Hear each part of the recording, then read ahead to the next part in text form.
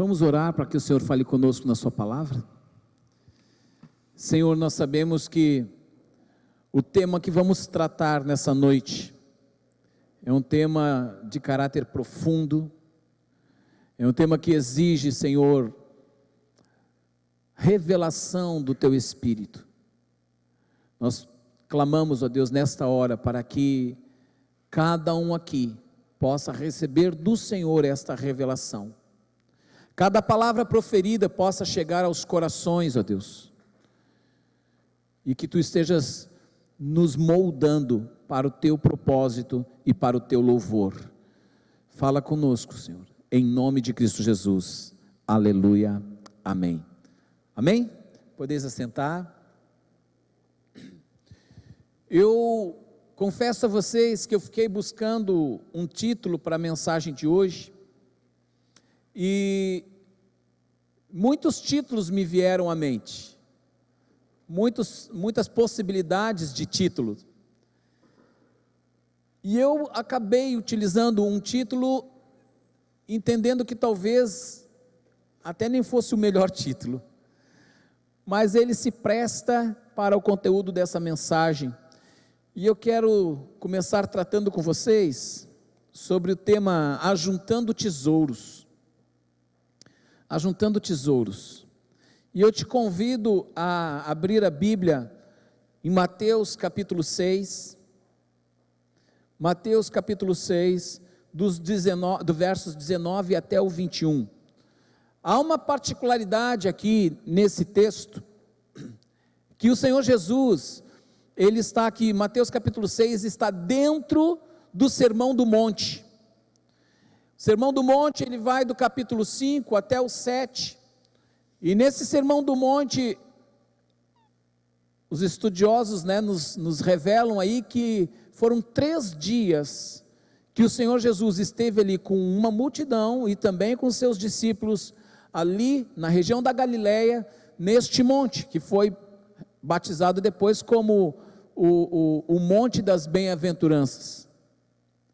Nesse instante que o Senhor está lá ministrando esses 3 capítulos, Ele faz ali um resumo prático de toda a Torá, de todo o mandamento de Deus, de tudo o que o Senhor tinha, em essência, para o seu povo viver. E aqui nós nos deparamos com algo muito diferenciado, porque o povo, de uma forma geral, conhecia a Torá na sua forma escrita, da maneira como os sacerdotes, os fariseus, os escribas, enfim, na forma como eles apresentavam.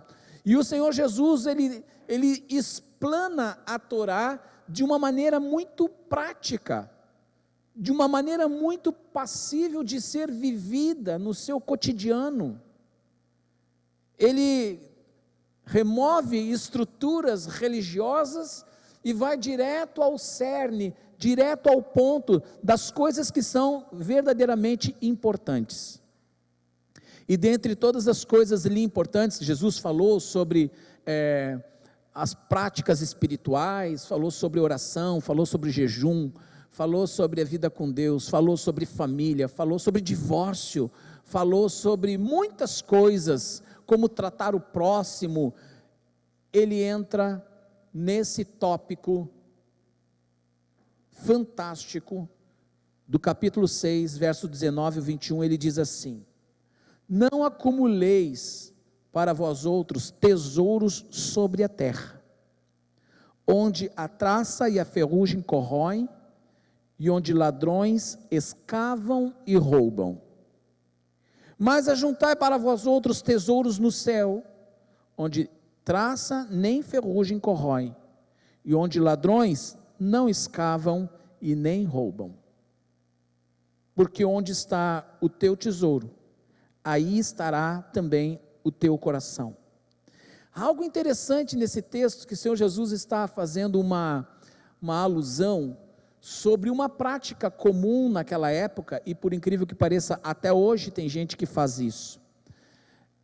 Pessoas que acumulam determinadas riquezas, especialmente ouro, mas não só ouro, várias outras riquezas. As pessoas, elas colocavam em baús, em urnas, e escondiam, muitas vezes escondiam na terra, né? Nas suas propriedades, e por vezes até faziam algum mapa para não esquecer onde é que estava guardado o seu tesouro. E isso nós vemos com muita facilidade nos filmes dos piratas, né? Os piratas, eles buscavam esses mapas porque queriam encontrar tesouros, e por incrível que pareça, até hoje tem muita gente que tem programas de televisão que falam sobre isso, pessoas que caçam tesouros perdidos até os dias de hoje. É muito interessante. E o Senhor Jesus, ele vai usar essa figura dessa prática comum e dizer o seguinte: olha, esqueça isso, não se preocupe com isso, não se preocupe em juntar esse tipo de tesouro, porque o risco que você corre é muito grande. O risco de, primeiro, você morrer e nem desfrutar disso. Corria-se esse risco? Muito, muito grande. Segundo risco, de esse tesouro, por alguma razão, se perder, se corroer. Ele fala da ferrugem, ele fala da traça, né? Quem sabe você guarda aquele tesouro com uma grande expectativa, e quando você vai lá lançar mão dele, você descobre que ele está sem valor algum, se perdeu, foi corroído. E também a possibilidade de algum ladrão encontrar o teu mapa, descobrir aonde está escondido esse teu tesouro, ir lá e roubar, e ali se ir todo o esforço da tua vida, todo o teu empenho, o teu trabalho, teus anos de dedicação, isso tudo num instante você perder absolutamente tudo. O Senhor está dizendo: não se preocupem com isso, mas antes busquem adquirir um outro tipo de tesouro. Busque construir uma outra espécie de riqueza, e essa riqueza, ela é de uma outra plataforma, essa riqueza é de uma outra dimensão, e eu quero falar sobre esta riqueza, que o Senhor fala nesse texto, que não tem a ver com as riquezas desta vida e deste mundo. O Senhor Jesus está aqui apontando para algo escatológico, Ele está apontando para algo futuro, para algo do porvir, algo tremendo. Depois eu vou um pouquinho detalhar sobre isso. Ainda dentro do capítulo 6, o Senhor, Ele continua falando sobre essa mesma temática. Às vezes as pessoas, ao lerem o capítulo 6, possam desmembrar os textos aqui, mas eles estão interconectados. Ele vai dizer lá no verso 22, são os olhos a lâmpada do corpo. Se os teus olhos forem bons, todo o teu corpo será luminoso. Se porém os teus olhos forem maus, todo o teu corpo estará em trevas. Portanto, caso a luz que em ti há sejam trevas, que grandes trevas serão. E está conectado com o verso 24, ninguém pode servir a dois senhores, porque ou há de aborrecer-se de um e amar ao outro, ou se devotará a um e desprezará ao outro. Não podeis servir a Deus e às riquezas. Olha, ele continua falando do tema riquezas, do tema tesouro. Ele continua pondo em xeque, ele está dizendo aqui o seguinte: você está construindo tesouros terrenos, você está focando a sua vida para este objetivo, o sentido da tua vida está aplicado a esta materialidade. O Senhor está advertindo: teus olhos vão ficar ruins, o teu olhar para a vida vai ficar ruim, você vai começar a andar em trevas. E mais, ele diz que é impossível servir a dois senhores. Ou você vai sim dedicar a sua vida a servir a Deus, e aí você vai estar construindo tesouros celestiais, ou você vai devotar a sua vida, você vai render a sua vida no plano da construção de tesouros terrenos. E a isso o Senhor diz que este é um outro Senhor, é um outro Deus. Em algumas versões até fala Mamon no lugar de riquezas. Mamon era conhecido no mundo grego como Deus das riquezas. É impossível você servir a dois senhores. Pastor, então o senhor está dizendo que a pessoa ser rica, ela está condenada por causa disso? Não. Não é disso que eu estou me referindo. Não é disso que o texto está apontando. O texto está revelando propósitos de vida.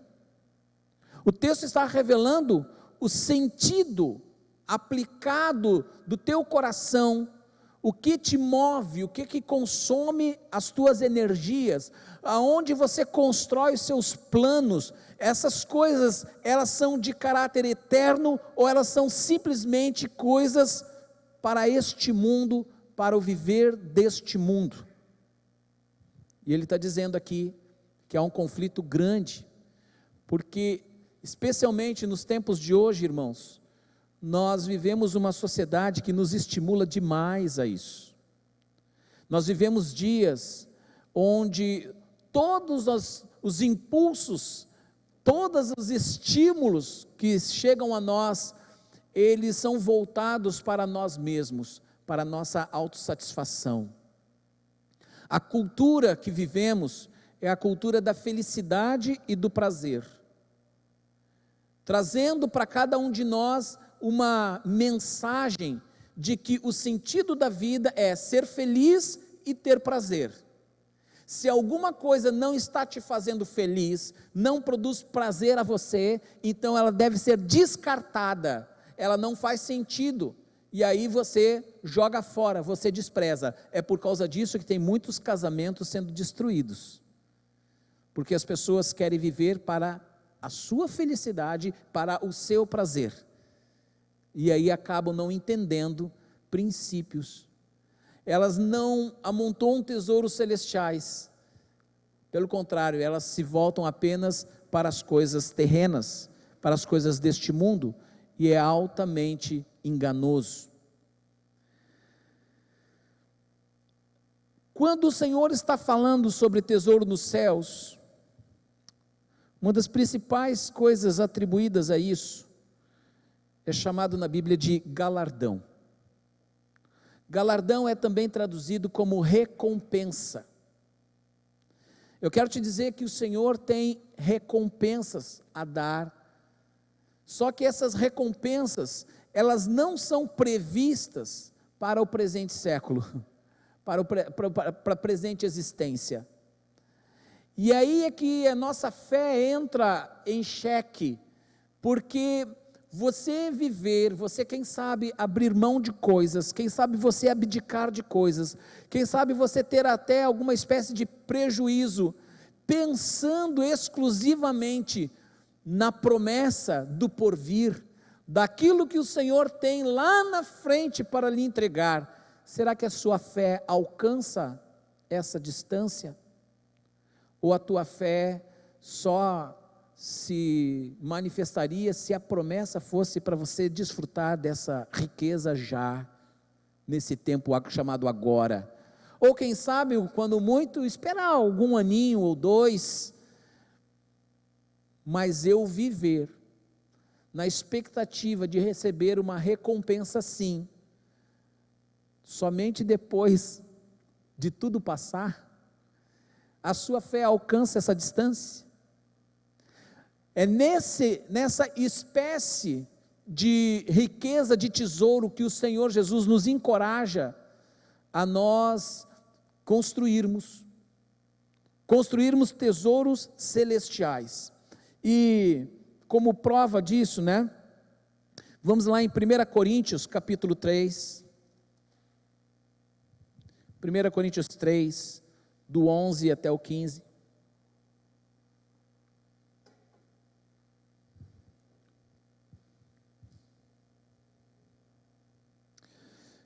o texto nos diz assim: Porque ninguém pode lançar outro fundamento além do que foi posto, o qual é Jesus Cristo. Contudo, se o que alguém edifica sobre fundamento é ouro, prata, pedras preciosas, madeira, palha, feno, manifesta se tornará a obra de cada um, pois o dia aí está com letra minúscula ou maiúscula? Maiúscula, tem um porquê. O dia a demonstrará, porque está sendo revelado pelo fogo, e qual seja a obra de cada um, o próprio fogo provará. Se permanecer a obra de alguém que sobre o fundamento edificou, esse receberá galardão. Se a obra de alguém se queimar, sofrerá ele dano, mas esse mesmo será salvo, todavia, como que através do fogo. Sabe o que o apóstolo Paulo está dizendo aqui? Ele está dizendo que na nossa vida, nós estamos nos movendo, fazendo muitas obras, fazendo muitas coisas, e tudo o que nós fizermos, ela tem como base, como fundamento, o fundamento que foi lançado pelos apóstolos, é o próprio Senhor Jesus. Senhor Jesus é o fundamento da igreja, amém? Os apóstolos vieram para lançar este fundamento, e aí ele chama a igreja para estar edificando sobre este fundamento, e nós vamos edificando a igreja com as nossas vidas, com os nossos feitos, com as nossas obras, com as nossas atitudes, enfim, tudo que nós pudermos agregar a essa construção, chamada igreja, e eu não estou falando do prédio físico, estou falando dos feitos de fé do povo de Deus. No entanto, o apóstolo Paulo está dizendo aqui, que esta edificação pode ser feita de materiais distintos. Ele faz a distinção entre ouro, prata, pedras preciosas, é uma categoria de material, e uma segunda categoria é madeira, palha e feno, é outra categoria de material. E o Senhor está dizendo agora que naquele dia, um dia com D maiúsculo, ou seja, não é qualquer dia, é um dia específico da história, também chamado dia do Senhor. Nesse dia, nós vamos descobrir a dimensão do tesouro que nós acumulamos. Irmãos, eu já ouvi tanta bobagem, com perdão da palavra, a respeito dessa particularidade do ajuntar tesouros nos céus. Eu já vi coisas do tipo, quando você faz uma boa ação, você manda uma carga de material para Deus construir a tua mansão lá nos céus. Então, se você fizer bastante boa obra, você vai ter uma casona bem grande, uma mansão bem bonita, e se você fizer pouca obra, tu vai morar no barraquinho. Eu já ouvi isso de púlpito. É de chorar para não rir, né?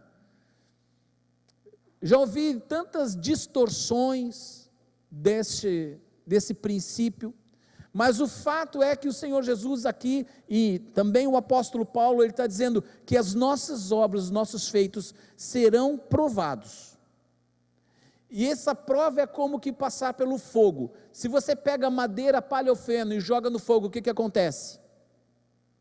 Se consomem, acabou, não serve para nada.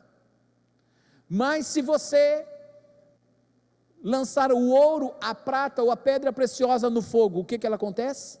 Se refina, ganha mais valor, fica mais puro. E ele está dizendo que essas nossas obras vão passar. Se porventura, olhe lá, não está tratando aqui de salvação, o texto não está tratando de salvação, até mesmo ele diz que mesmo que a sua obra queime, não perde a salvação, mas ele vai diminuir a sua recompensa, o seu galardão, naquele grande dia, que depois eu vou falar que dia é esse. E o que se refere a esse galardão? Depois eu vou trazer esse ponto à luz. O desafio para nós é assumirmos essa postura de compreender que há uma promessa e que nós vamos olhar e viver através dessa promessa, vamos guiar a nossa vida com base nesta promessa, no entanto, na possibilidade de acenar essa promessa só à distância. Nós corremos o risco de morrer sem ver o cumprimento da promessa nos nossos dias, sim ou não? Quem quer receber o galardão de Deus? Quem quer? Você entende que você possivelmente não vai receber ele agora? Quem vive para receber a recompensa no agora, não está entendendo o princípio do fazer tesouro nos céus. E isso é extremamente importante. Com base nisso, nós podemos lembrar o texto de Hebreus, capítulo 11.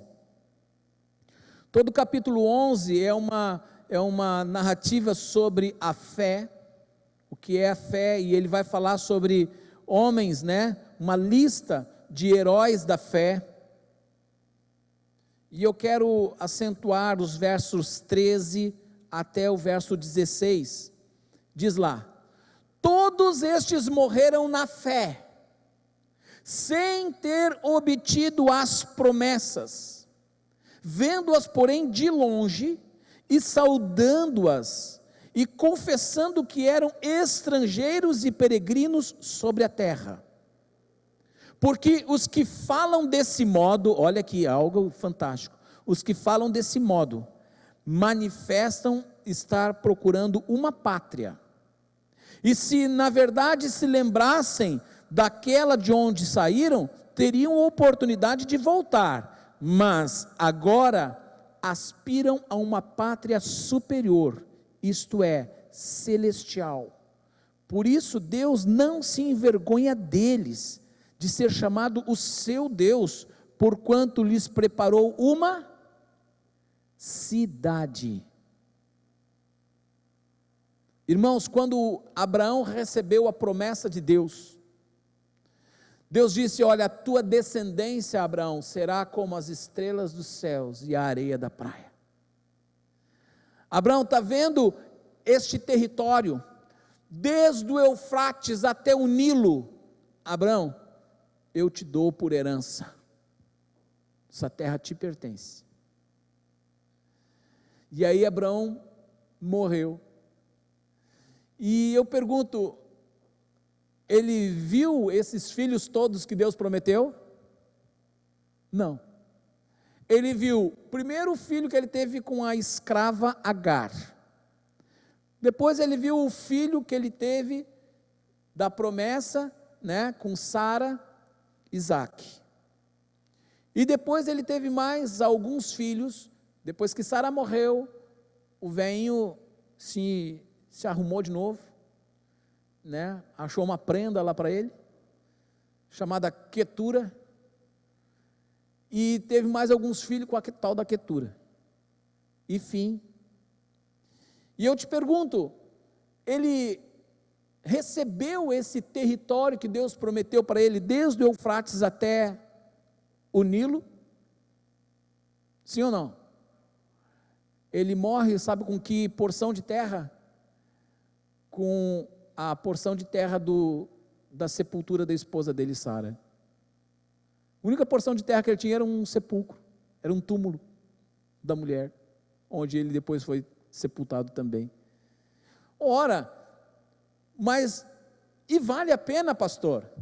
Vale a pena, nós, quem sabe, usarmos a nossa vida toda para não termos nada?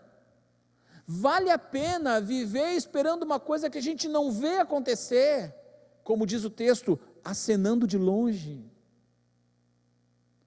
O justo viverá pela sua fé. Se a tua fé não alcança as coisas celestiais, se a tua fé não alcança a perspectiva da eternidade, a tua fé é imprestável. Se a tua fé é apenas para te dar boa condição de vida no presente, a tua fé é inútil. A fé, ela nos projeta para as coisas eternas e não para as temporais. Você está ouvindo? É por isso a palavra de hoje, ela se torna importantíssima de compreensão. Porque é possível que muitos de nós estejamos vivendo para os tesouros desta vida, para os tesouros deste tempo, deste mundo, para os tesouros dos seus prazeres, os tesouros das suas riquezas, do seu eu. O seu mundo gira em torno do seu umbigo, das suas necessidades, dos seus sonhos particulares, dos seus desejos, e totalmente desassociado do entendimento, da perspectiva da palavra de Deus. Nenhuma preocupação com as coisas do porvir, nenhuma preocupação com a eternidade, nenhuma atenção a essa formação desse tesouro que vai lhe proporcionar, sim, uma recompensa dada pelo próprio Deus. Qual tem sido a prioridade da tua vida? Aonde você tem consumido a sua energia, o seu tempo, os seus esforços, os seus recursos? São para as coisas que se desgastam, se consomem, ou para as coisas eternas? Essa fala, tanto do texto que fala dos tesouros, que o Senhor Jesus falou, como essa perspectiva de fé, dos heróis da fé, apontando para o grande dia, ele está falando numa perspectiva escatológica. A escatologia, ela diz respeito às coisas que deverão acontecer, as coisas, as promessas de Deus para os tempos do porvir. E você crê nisso? Amém? Nós temos nas Escrituras uma cronologia de episódios que vão acontecer. Se você estiver anotando, vale a pena, porque eu vou dar uma cronologia aqui, simplificada, mas que vai poder lhe ajudar bastante na compreensão de determinados textos. Vamos entender então essa cronologia, e ela começa com a perspectiva de Mateus capítulo 24, dos versos 3 ao 8. Eu não vou ler os textos, apenas vou citá-los por causa do tempo, ok? Senão nós vamos muito tempo. Aqui o Senhor Jesus vai falar sobre o princípio das dores. Então aqui agora o Senhor Jesus está conversando com os discípulos, respondendo a um questionamento dos discípulos a respeito do que deveria acontecer nos tempos do fim. E aqui está a resposta. Jesus começa a responder. Primeira coisa, o Senhor Jesus fala sobre a figura do princípio das dores. Alguma mulher aqui teve filho de parto natural? Parto natural, levanta a mão, quem teve parto natural? Então vocês me digam, eu não tive essa experiência, e provavelmente nunca a terei, né? Nem quero, nem que pudesse, eu não queria. Mas você começou a sentir aquela dor da contração.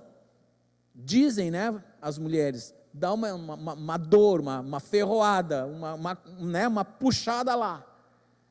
Dali um pouquinho você tem outra.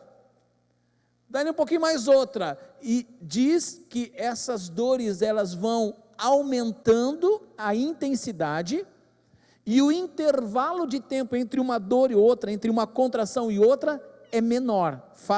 É correto essa afirmação? Foi isso mesmo? Então está certo. O Senhor Jesus está dizendo o seguinte: olha, eu vou dar para vocês aqui os sinais do princípio das dores.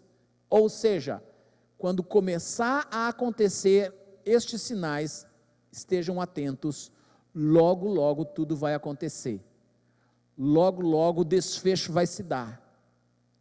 E quais foram os sinais que ele apontou ali, Mateus 24? Ele fala em guerras e rumores de guerras. Não é qualquer guerrinha, Ele está falando de guerras expressivas, guerras e rumores. Nós temos esse quadro no mundo hoje? Sim ou não? Sempre houve guerra no mundo, mas nós percebemos que com os últimos tempos, especialmente as duas grandes guerras mundiais, de lá para cá, o mundo está pronto para a guerra.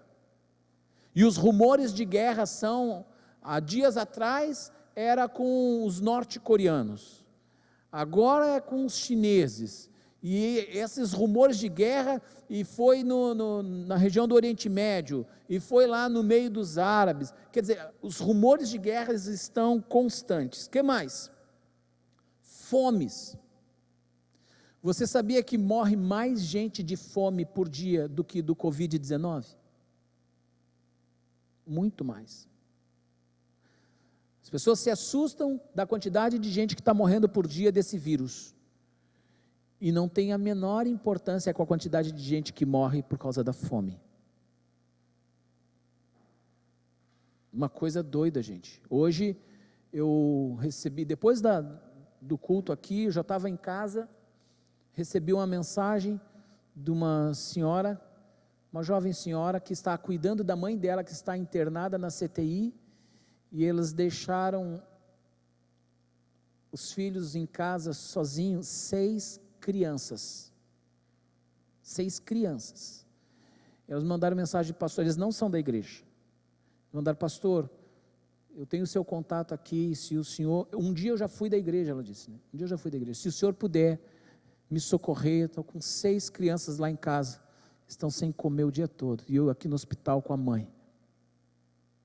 Aí eu entrei em contato com o Gico tinha ainda uns risoto que ele não tinha vendido, já passei lá, já levei, olhei aqueles miudinhos, tudo uns pitoquinhos, gente, uma escadinha, 6, quando eu trouxe aquela comida, tinha que ver a cara daquelas crianças, eu cheguei a fotografar, porque me impressionou, cara de famintos que estavam, e pudemos, né, ter esse privilégio de saciar a fome daquelas crianças naquele instante. Mas isso, eles, né, no contexto deles, estão com fome um dia ou 2, mas tem gente que está há meses com fome, há anos com fome.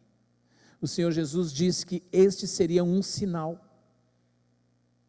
e um sinal muito forte, e a fome está aumentando no mundo. Ele fala sobre terremotos. Existem dados estatísticos que apontam sobre a quantidade de terremotos que tem se apresentado no mundo, e terremotos cada vez com um grau maior de intensidade, naquela escala Richter, né? E quantidade de estragos e mortes decorrentes de terremoto. Você sabia que até Santa Maria já tremeu por causa de terremoto? Quem lembra? Alguns aí lembraram, há poucos anos atrás, sei lá, uns 3, 4, 5 anos atrás, né? Vocês que estão vindo lá do Nordeste, lá, sabem que aqui a terra treme, né? Houve um terremoto, não me lembro aonde, e aqui deu para sentir. O pessoal que mora ali no centro, nos prédios mais altos, diz que o pessoal desceu correndo dos prédios apavorado, porque tremeu lá em cima, aí bateu o pavor, né?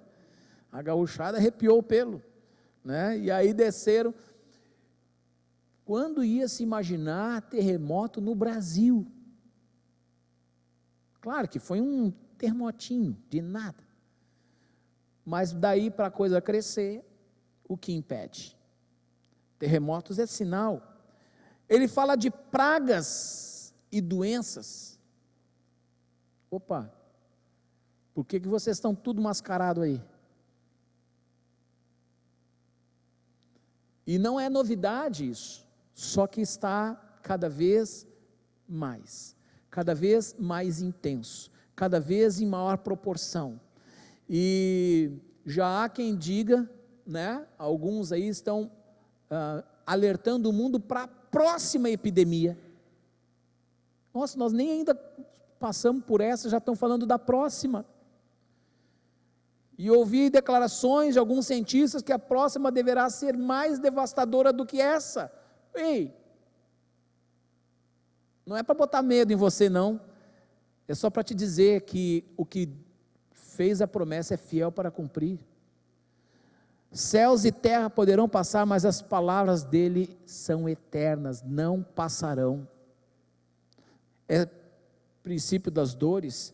Ele fala de catástrofes naturais, queimadas, maremotos, tufões, todas essas catástrofes naturais, tsunamis.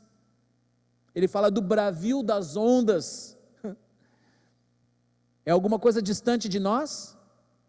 Sim ou não? Não. Essas coisas estão bem pertinho de nós, como nunca antes na história. O que isso nos leva a entender? Nos leva a perceber que nós estamos neste contexto hoje. Nós estamos no contexto do princípio das dores, mas o alerta de Jesus foi bem claro: quando se observar esses sintomas, fiquem atentos, fiquem preparados, estão prestes a viver os episódios finais. Após, ou no contexto dessa situação mundial, o mundo vai entrar numa crise, o mundo todo vai entrar numa crise muito grande, e com esta crise, o mundo todo vai falar sobre a necessidade de um governo mundial. Alguém aqui já ouviu falar aí na mídia sobre governo mundial? Quem já ouviu falar aí recentemente sobre um governo mundial? Isso está, irmãos, está pulsando. A ideia de um governo mundial supostamente tem a intenção de que o mundo possa ser administrado, organizado, de uma forma centralizada para harmonizar as demandas mundiais. Só que é nesse contexto, e que hoje nós falamos, ou melhor, nós ouvimos isso de uma maneira tão evidente, tão intensa, que a Bíblia fala sobre essa pauta há milênios atrás. É nesse contexto, onde esse cenário todo preparado, o mundo vai clamar por essa liderança. E quem então vai surgir? Um indivíduo, um líder mundial, que biblicamente é chamado de anticristo. Esse anticristo vai se apresentar para liderar. Mateus 24, verso 9, vai falar sobre a manifestação dele. Vários outros textos apontam para isso, eu estou aqui resumindo. Então, esse anticristo, ele vai assumir essa missão. E, biblicamente, nós sabemos que o governo dele será de um tempo de 7 anos.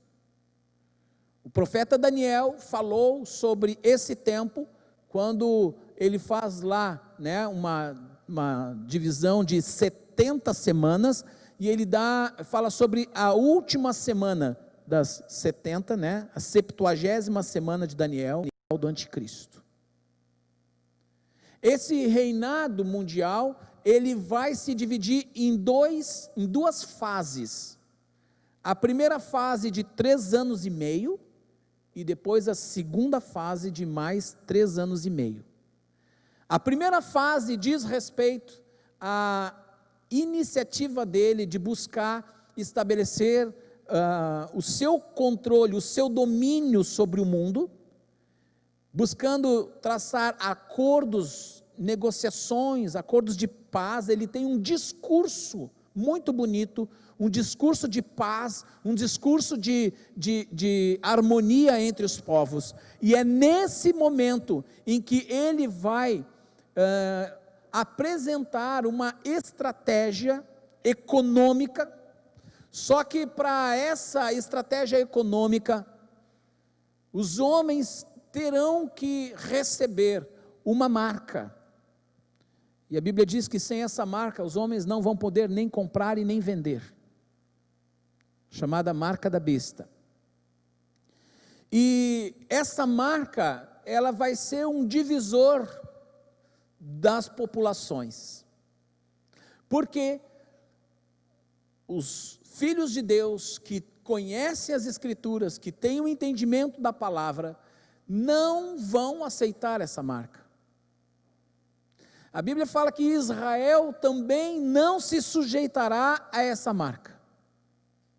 E a Bíblia também fala de um povo sobre a terra que, mesmo não sendo cristão, não sendo um discípulo de Jesus, não vão querer aceitar serem subjugados por essa marca ou essa identificação do anticristo, e eles são chamados ou reconhecidos como resistentes. Nos primeiros 3 anos e meio, tudo isso se define. Depois dos 3 anos e meio, essa primeira fase é chamada de tribulação. Mas depois da segunda parte, os últimos 3 anos e meio, a Bíblia chama esse período de grande tribulação. Por que grande tribulação? Porque a partir dali, quem não tiver a marca, será legalmente perseguido. As pessoas que não quiserem aceitar naturalmente a marca, se tornarão contraventores penais, sujeitos à prisão, e nós sabemos que nesse contexto muitos serão mortos. Eu estou falando de muitos crentes que serão mortos. Pastor, mas é assim? Eu estou alertando você, isso está por acontecer. Se nós de fato estamos no princípio das dores, é muito provável e é muito possível que a nossa geração veja isso acontecer. Se você não estiver ciente, você pode ser facilmente enganado. Existem doutrinas diferentes a respeito da escatologia, e nenhuma dessas doutrinas diferentes deixam os crentes em condição de estarem preparados e atentos para este momento crucial. Na sequência do capítulo 24 de Mateus e ainda no capítulo 25, nós vamos ver ali algumas parábolas de Jesus que enfatiza a necessidade da igreja estar vigilante.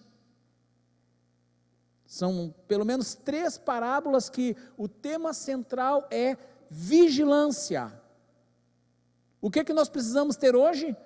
Vigilância absoluta. Então o anticristo vai estar atuando sobre o planeta e vai estar traçando toda essa perseguição e toda essa situação que nós chamamos de grande tribulação. 2 coisas vão acontecer nesse período em especial. Primeiro, a grande apostasia. O que é a grande apostasia? Muitos crentes, aqueles que têm a vida voltada apenas para o agora, para o presente, que não estão ligados com a promessa do porvir, aqueles que são dados a acumular tesouros só da terra, muitos crentes, quando forem postos nessa condição de vida ou morte, eles vão optar receber a marca. A Bíblia diz que é na testa ou na mão direita. Vão optar receber essa marca por uma única razão: não querem sofrimento e não querem morrer. Então vão aceitar a marca. Ora, já que é o sistema, a gente tem que se adequar ao sistema, vamos viver como o sistema está dizendo. E eles então vão, naquele instante, aderir à regência do anticristo sobre suas vidas. A Bíblia chama isso de apostasia, a grande apostasia. Paralelo a isso, vai haver o maior impulso evangelístico da história da igreja.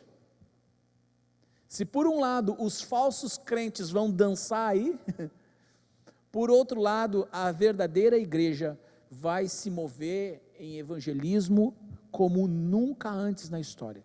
por uma simples razão. Se você receber a informação agora, de que em 7 anos, no máximo, Jesus está voltando, o que tu vai fazer? Vai te esconder na tua casa? Vai para uma caverna te esconder? Tu vai trabalhar feito louco para juntar um monte de dinheiro, tu vai fazer isso?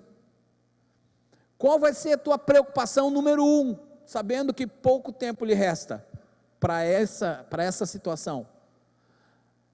Os crentes antenados vão pensar: rapaz, eu tenho um tio, eu tenho uma tia, eu tenho um primo, eu tenho uma prima, eu tenho um amigo, eu tenho um colega, eu tenho pessoas que eu amo, que eu quero bem, que eu sei que ainda não ouviram o Evangelho, eu preciso levar urgente o Evangelho para eles, porque senão eles vão perecer, eles vão morrer, o tempo está terminando, e a palavra nos diz que a volta do Senhor Jesus não é revelado o dia e nem a hora, mas o Senhor nos deu os sinais para entender o contexto, e estarmos preparados para aquele momento. O apóstolo Paulo chega a dizer, lá em Tessalonicenses, que este dia não será para nós surpresa, porque nós não estamos nas trevas para não discernir os tempos, está lá em Tessalonicenses. Para nós, será simplesmente a testificação daquilo que já nos foi anunciado e que nós cremos. Assim como foi a vinda do Senhor Jesus, que havia uma promessa estabelecida que Ele viria, e quando o Senhor Jesus é trazido por José e Maria lá no templo para fazer a oferta de dedicação do recém-nascido, aquele sacerdote que olha aquele bebê, um bebê, faz uma declaração a Deus dizendo: o teu servo já pode descansar em paz, porque já viu o cumprimento da promessa do Messias. E a profetisa que estava lá dentro do templo salta de lá e diz assim: é o profeta, é o Messias. Ela tem a revelação do cumprimento. Nós vamos estar testificando dos dias. Para nós que estudamos a palavra, não seremos enganados.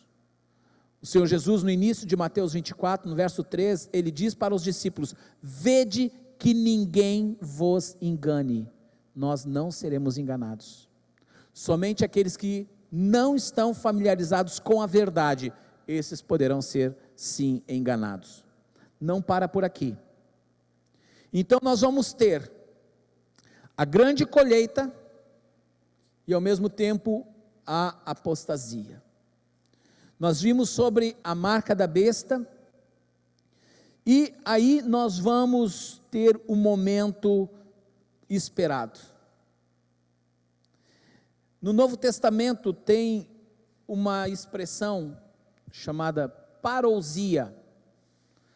A parousia, ela diz respeito especificamente sobre a volta de Jesus, e ela ocorre mais de 300 vezes no Novo Testamento. Será que é importante o tema? Importantíssimo. A parousia, ela estava associada com uma prática antiga, que envolvia os reis. Os reis saíam à guerra, e às vezes tinham longas jornadas de guerra. Após vencer as suas batalhas, eles voltavam para a sua terra, e então os moradores daquela cidade, daquele território, quando ouviam, ficavam cientes, era anunciado que o rei estava chegando, uma comitiva saía da cidade, formada por membros da família, mas a corte, uma grande comitiva saía da cidade e ia ao encontro do rei na estrada, e aí voltavam juntos com o rei, num cortejo, numa procissão, sem a ver com o sentido católico romano dessa palavra, certo? Mas num cortejo para entrar na cidade, junto com o rei vencedor. Essa dinâmica era chamada de parousia, E essa mesma ilustração, essa mesma palavra, ela é associada ao que Jesus vai fazer no seu retorno. Mateus 24, dos versos 29 ao 31, nos descreve resumidamente. Mateus tem uma proposta o Senhor Jesus no Evangelho de Mateus, ele se faz sucinto, resumido sobre o tema, ele dá um panorama geral. Nós vamos ter esse panorama mais explicitado em Apocalipse, mas lá do 29 ao 31, algumas coisas importantíssimas acontecem. Primeira delas, o Senhor Jesus vem nas nuvens, amém? Quem crê nisso?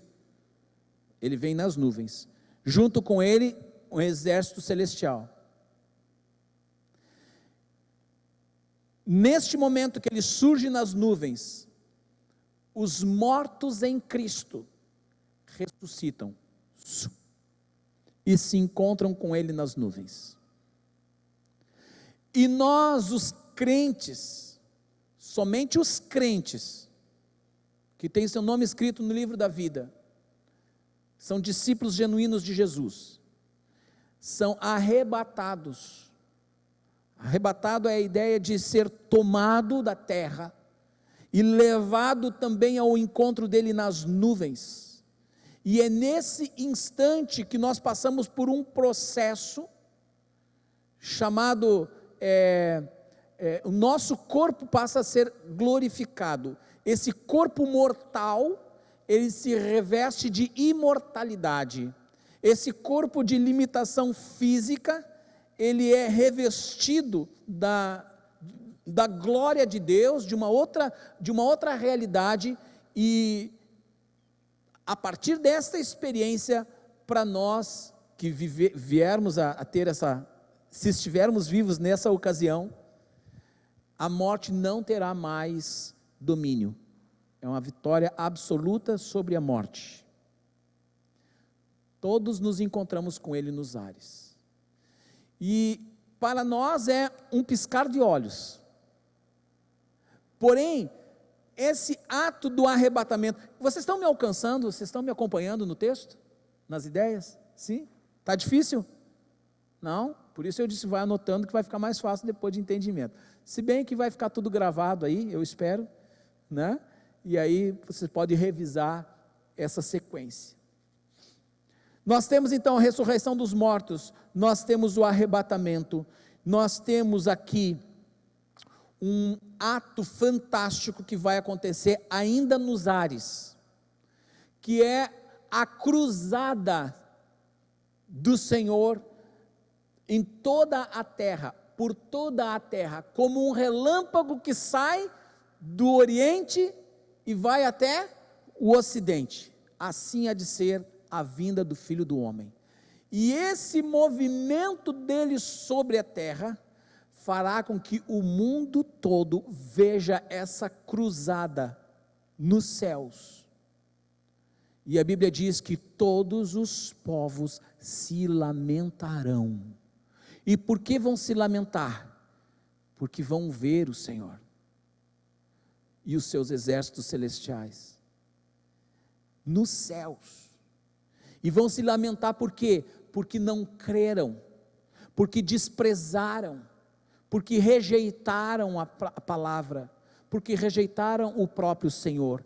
O mundo entrará num apavoramento do tipo, e agora o que vai ser de nós?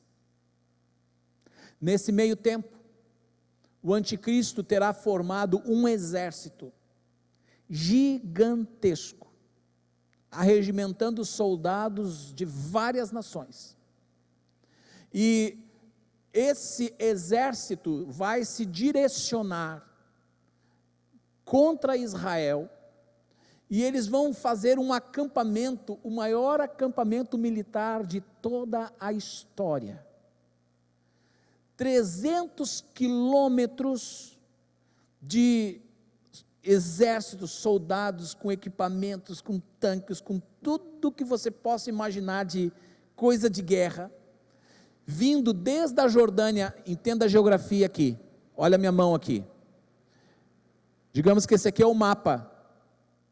Aqui no meio corre o Rio Jordão. Vou fazer assim para o pessoal lá ver também. No meio aqui corre o Rio Jordão. Do lado de cá é Israel. Do lado de lá é Jordânia. Num determinado ponto aqui, saindo da planície do Jordão, indo em direção ao mar Mediterrâneo, tem uma grande planície chamada de Meguido. Também é popularmente chamada Terra do Armagedon. Num total de 300 quilômetros, do lado jordaniano, cruzando para o Vale do Meguido, vai fazendo um U, onde no meio fica Jerusalém. Esse cerco do anticristo é para tomar Israel, é para sitiar Jerusalém e é para tomar Jerusalém. Porém, o Senhor, ao fazer essa cruzada sobre a terra, e isso vai ser rápido, mas o suficiente para todos os povos verem e se lamentarem. Mas pode ser rápido isso? Pode. Quem viu aí as poucas semanas atrás, os Estados Unidos lançou uma sonda no espaço? Quem acompanhou? Sábado retrasado, acho que foi. Vocês viram a velocidade daquela sonda? Aquela sonda dá 17 voltas no planeta em um dia. Você imagina? Os astronautas lá dentro veem o Sol nascer e se pôr 17 vezes num único dia. Tamanha velocidade daquela sonda. Será que para o Senhor Jesus é algo difícil? Demorado? Não. O Senhor Jesus, então, após fazer essa cruzada, ele vem pelejar contra esse exército do anticristo. Esse exército está preparado para tomar Jerusalém, porque Jerusalém é foco de resistência, e é estratégico para o anticristo, ele quer o domínio, e ele então, o Senhor Jesus, com a espada que sai da sua boca, elimina todo o exército do inimigo. Na sua coxa estava escrito: Rei dos reis, Senhor dos senhores. E as suas vestes estavam o quê? Manchadas de quê? De sangue. Que sangue é esse? Não é o sangue dele vertido lá na cruz. É o sangue dos seus inimigos. Esses 300 quilômetros de exército inimigo, que ele pisará. A figura que o Senhor Jesus usa para este momento é o pisar do lagar. O lagar é o lugar onde eles pisavam as uvas para fazer o vinho, e ao pisar as uvas, respingava nas roupas, ficavam manchadas, com o suco da uva, e ele usa essa figura que o Senhor Jesus vem pisando os seus inimigos, até chegar em Jerusalém. É nesse instante que a Bíblia diz que o sangue verterá até a altura do freio dos cavalos. O Senhor vai fazer um ajuntamento das aves e das feras, aves de rapina e feras, para comer as carnes deles todos. 5 meses para fazer o sepultamento de tantos mortos que haverão. Pastor, isso é culto de domingo? Eu estava esperando aqui que o senhor ia falar que nós íamos ser super abençoados e nossa semana ia ser fantástica e que a vida ia ser uma coisa tão maravilhosa. Calma, a gente chega lá.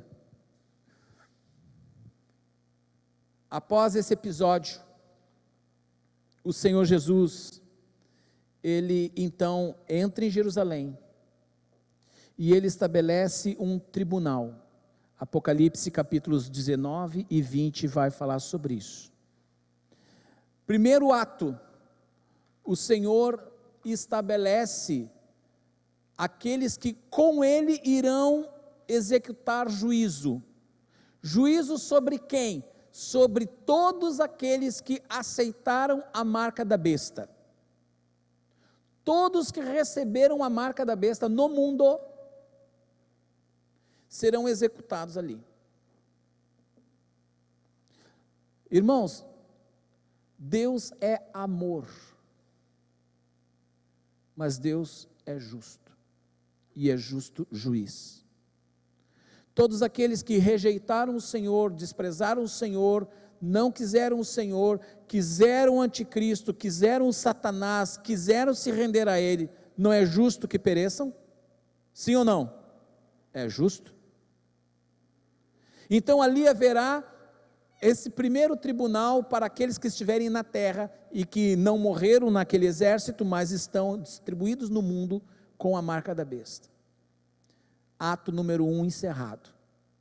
Ato número 2, um outro tribunal, um outro tipo de tribunal. Mas é um tribunal diferente, não é um tribunal para sentenciar. Agora sim, é um tribunal para galardoar. Quem aqui já participou de algum esporte e competiu por algum esporte, já teve essa experiência? Ok, aí você compete, todo mundo ganha o prêmio igual, sim ou não? Só se for aqueles esportes marmelada, né? Tem uns que assim, todo mundo ganha uma medalha de participação, isso aí não conta. Eu tenho um monte de medalha em casa, todas de participação, não serve. Existe um outro tipo de reconhecimento que é o pódio. O pódio faz distinção. Quem chegou em primeiro, quem chegou em segundo, quem chegou em terceiro, sim ou não? Esse tribunal de Cristo agora para os salvos, para os eleitos, é para reconhecimento dos seus atos. E o que vai contar aqui? Lembram lá do ajuntem tesouros nos céus? Lembram? Se preocupem em ajuntar tesouros nos céus, agora aqui vai fazer conta esse tesouro. Quando você tira primeiro lugar, que medalha você recebe? Ouro. Segundo, prata. Você está entendendo? Há uma distinção. Muito se fala, se debate sobre o que seria esse reconhecimento ou essa recompensa. Bom, há algumas formas de interpretar essa recompensa, o que seria esse galardão. Uma coisa eu sei, não tem nada a ver com o tamanho da nossa casa. Não, a minha casa, tu vai ficar com inveja da minha casa. Vai ter isso, aquilo, nada disso, é bobagem pura. Nada a ver com isso, tá? Quando a gente pensa numa nação, nós temos o presidente, no nosso caso presidencialista, nós temos um presidente, e nós temos aqueles que estão os da maior confiança do presidente, sim ou não? Eles ocupam que postos? São os ministros. São os ministros que ocupam os postos. Eles estão em contato direto com o presidente. Eles têm o acesso imediato. Eles são os da toda hora e o da emergência. Eles estão lá, são os primeiros a serem acessados. O galardão tem a ver com esse grau de confiabilidade, de proximidade, porque é nesse tempo que o Senhor nos fará o quê? Reis e sacerdotes sobre a terra, inaugurando um novo tempo sobre o planeta, porque tão logo o Senhor executa os que têm a marca da besta, também o anticristo, que é a besta, e o falso profeta, eles são lançados no lago de fogo e enxofre, uma piscina térmica nada desejável. E também, Satanás, no início desse período, Satanás será aprisionado. Imagine um mundo sem a influência de Satanás. Tudo isso vai ter acontecido já. E agora, nós não podemos esquecer que existe sobre a terra uma gama de pessoas que foram resistentes, que não aceitaram a marca da besta. No entanto, eles não foram arrebatados, eles não tiveram seus corpos transformados, são pessoas na condição natural ainda, e esses vão continuar sobre a terra, vão continuar casando, vão continuar tendo família, vão continuar morrendo, nesse período de 1000 anos. Porém, nesse tempo, diz o profeta Isaías, que quem morrer com 100 anos terá morrido jovem, e só vai morrer porque fez bobagem muito grande. Então nós sabemos que ainda tem contexto de pecado por causa da natureza humana ainda em ação, mas sem a influência de Satanás, o que nos leva a uma condição de vida muito ampliada. Então, neste momento, onde o Senhor Jesus traz o galardão ao seu povo, distribui os galardões, organiza o seu estado, aqui para iniciar esse período, tem uma grande festa, uma grande celebração, que a Bíblia chama essa festa de Bodas do Cordeiro.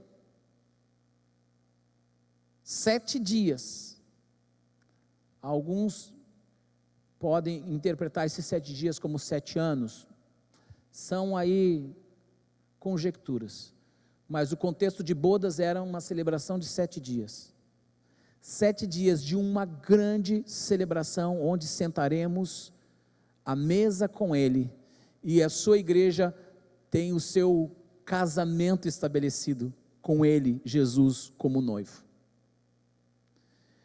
E aí nós nos deparamos com um texto bíblico fantástico, que diz: bem-aventurados os amigos do noivo, que são convidados a participar das bodas do Cordeiro.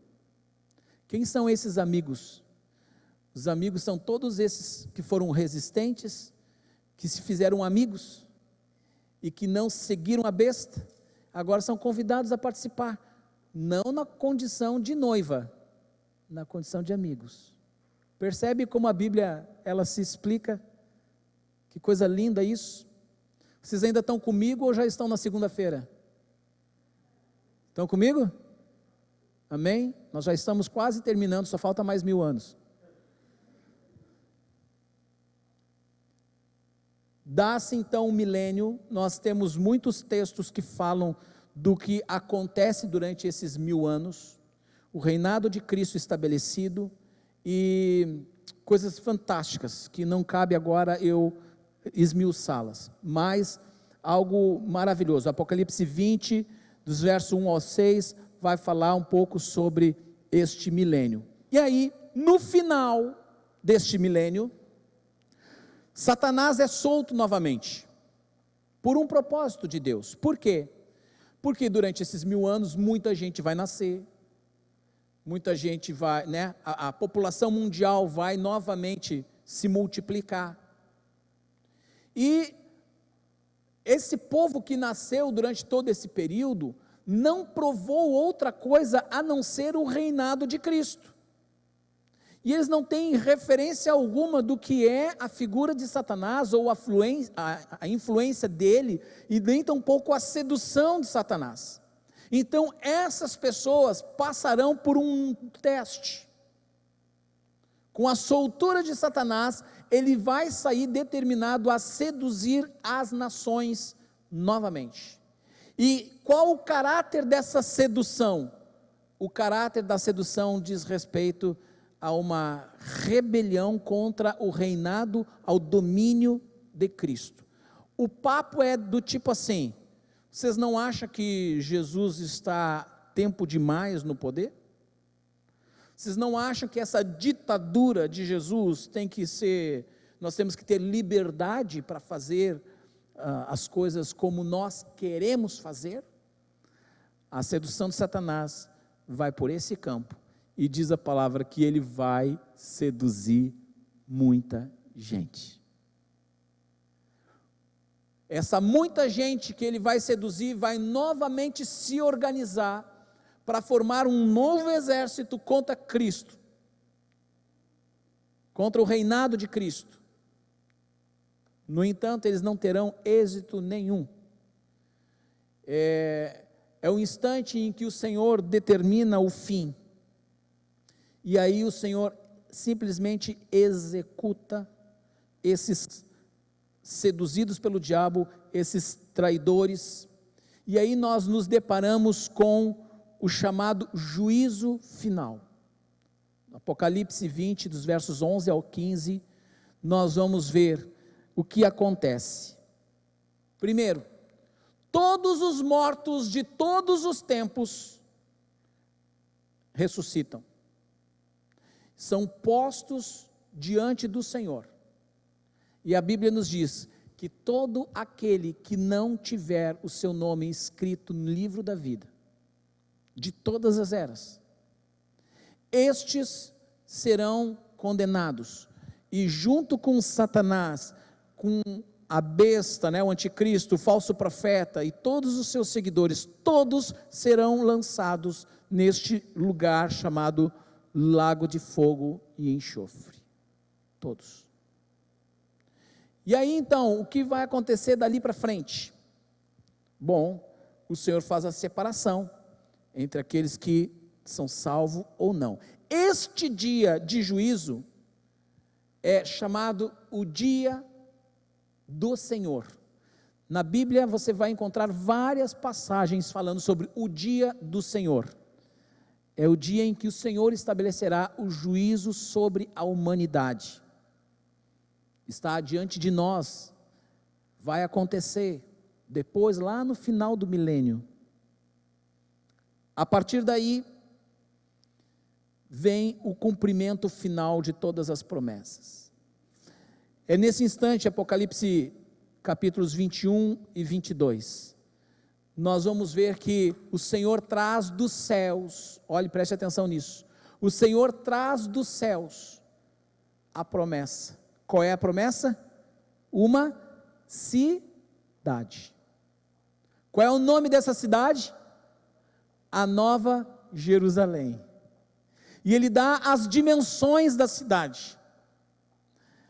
Eu tive a curiosidade de, pegando os dados bíblicos, os dados referenciais das medidas, e eu descobri, irmãos, que a cidade, a Nova Jerusalém que desce dos céus, ela tem exatamente a medida territorial do território que Deus prometeu a Abraão,